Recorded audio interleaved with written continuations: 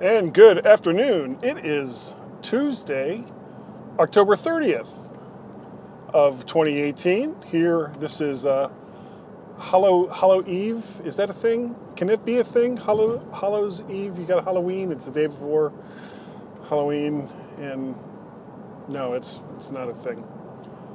But it is, guys. Daily Drive.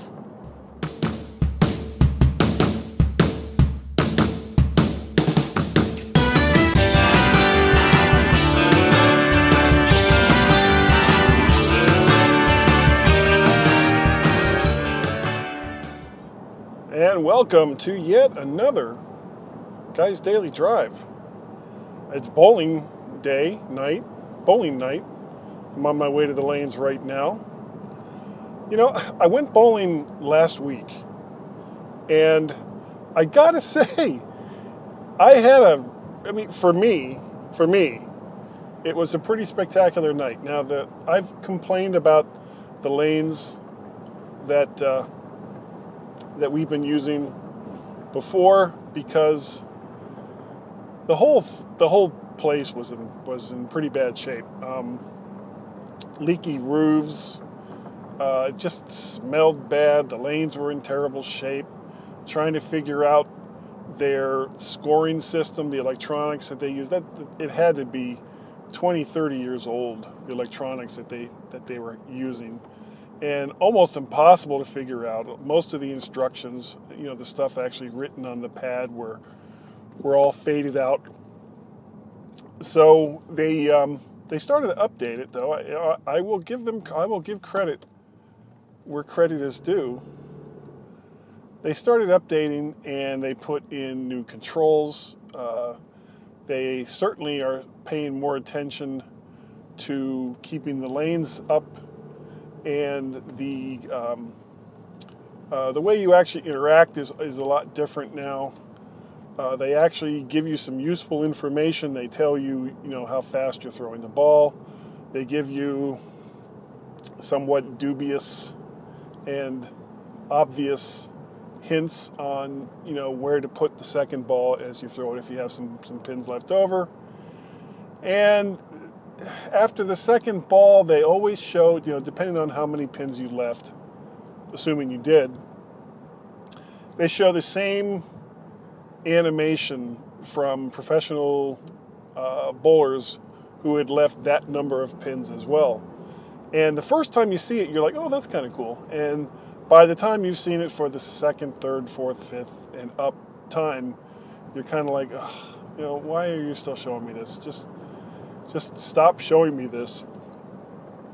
So I don't know if we can actually get them to do it. It seems to me, they've got this kind of cool system that they're still kind of working the kinks out of.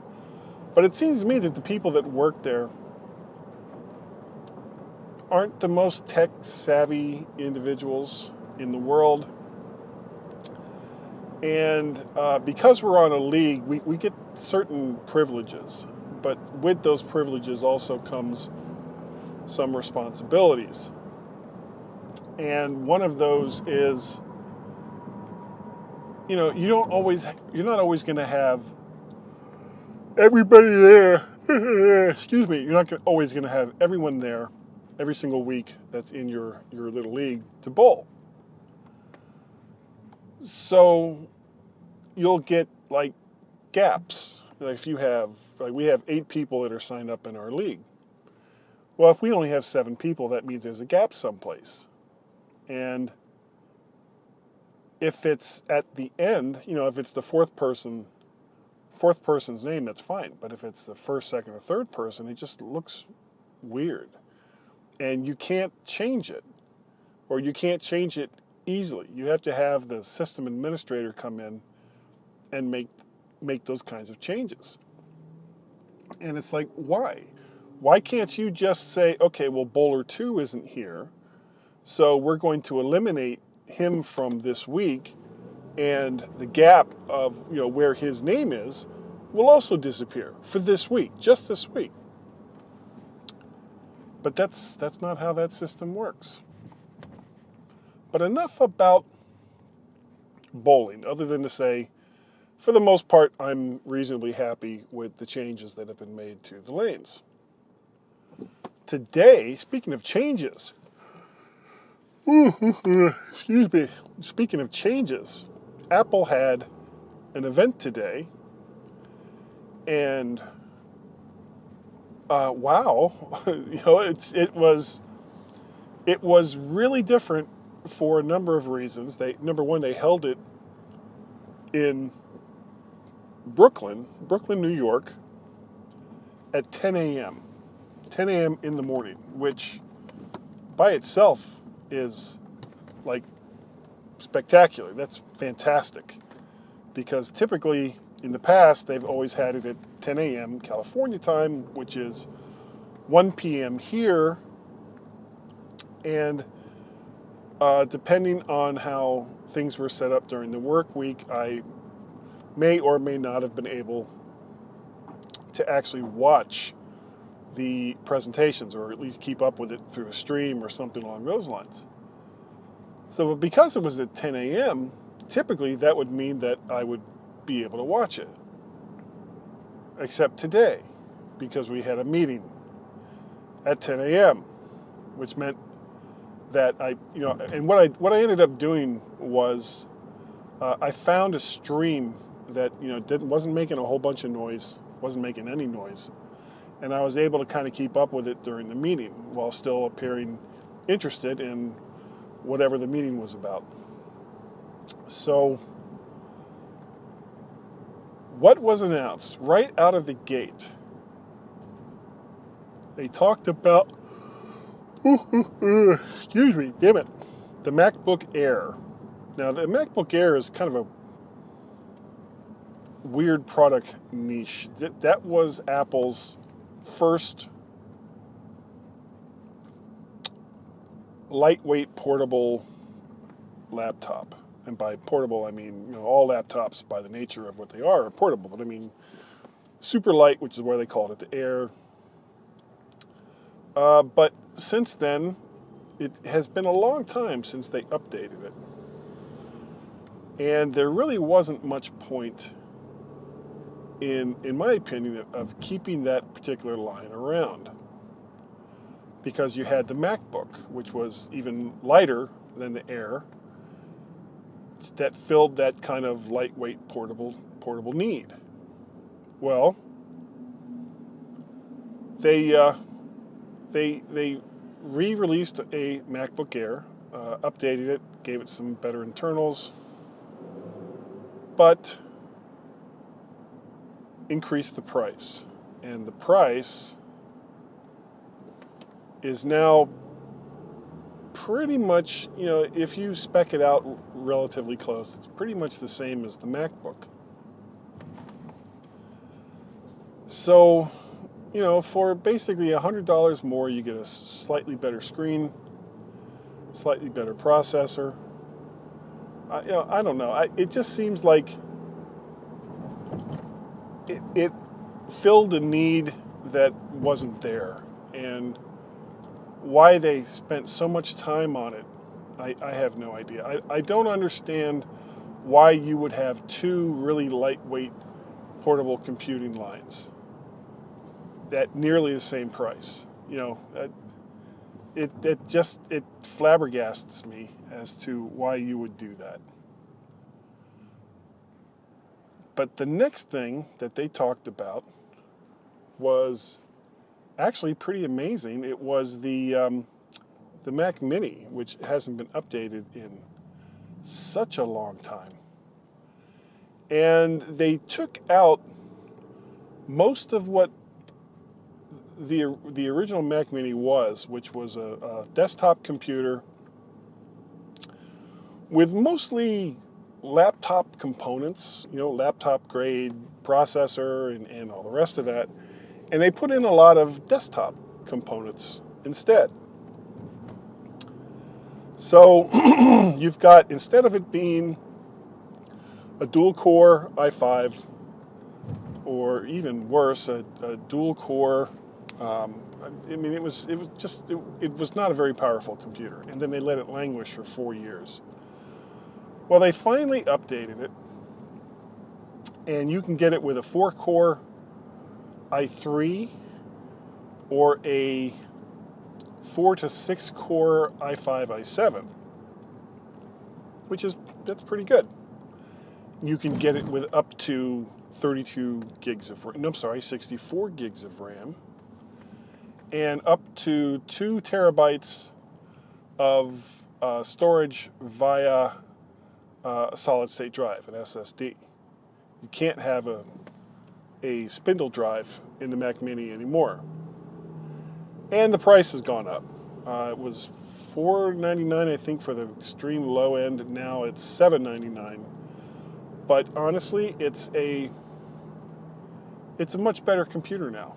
So I'm not really complaining about that. Oh my God, these people are driving like idiots. What is wrong with people? Why do they drive like this? See, this is part of what makes Guy's Daily Drive so much fun, is that, while I enjoy talking about Mac stuff while I'm driving, I still have to pay attention to job one. Job one is driving the car. So, Mac Mini. It's a better class Mac Mini, and you can really outfit it very, very well to give you a very, very nice performance. The only thing that I think kind of holds it back is it's still Intel integrated graphics. So, the graphics aren't that great. But for what most people want a machine like this for, I'm sure it's going to be wonderful. I will withhold judgment until I get a chance to play with one. Now, I won't be buying one because I just bought a pretty powerful 27-inch iMac earlier in the year, and I'm very happy with it. But then the next things that they announced really piqued my interest, and that was new iPad Pros. The 10.5 iPad Pro, you can still get one, but that's done. You're not going to see updates to the 10.5 iPad Pro, which is okay because they have an 11-inch iPad Pro, along with the still the 12.9 iPad Pro. So 2 new iPad Pros. Touch ID is gone. It now uses Face ID, so there's not a home button. So all of the ways that you interact with the iPhone 10, as far as getting to the home screen and getting out of apps and all the rest of that, is pretty much how things are going to work on the new iPad Pros. And you can now get up to, besides updating the processor, and of course the screens are still gorgeous, bezels are much smaller, which means that they're able to fit the same size screen into a much smaller enclosure. The smart connector, which you would use to connect up to Apple's keyboard, the smart keyboard, is now different. It used to be on the side. That's where mine is on the iPad Pro I have. Now it's kind of on the back. So when you connect up their smart keyboard, it still connects up via the smart connector, but because of where it's located now, you have a couple of options as to where you can, the angle at which you put the iPad Pro. So they've made some nice changes there. It's certainly updated and it looks nice. The pencil was also updated, and the prices were updated. Now, one of the things about this machine, you can get it with up to, and this blows my mind, you can get it with up to 1 terabyte of internal storage. A terabyte of internal storage in an iPad. That's a lot for a portable machine like this. And there were a few other things. They got a new pencil. a couple other little things. But those were kind of the highlights. And of everything that was announced, I'm not interested. I mean, I have a 2013 15-inch MacBook Pro that I'm very happy with. I'm very happy with my iMac, so I'm not looking to replace my Mac computers anytime soon. I also have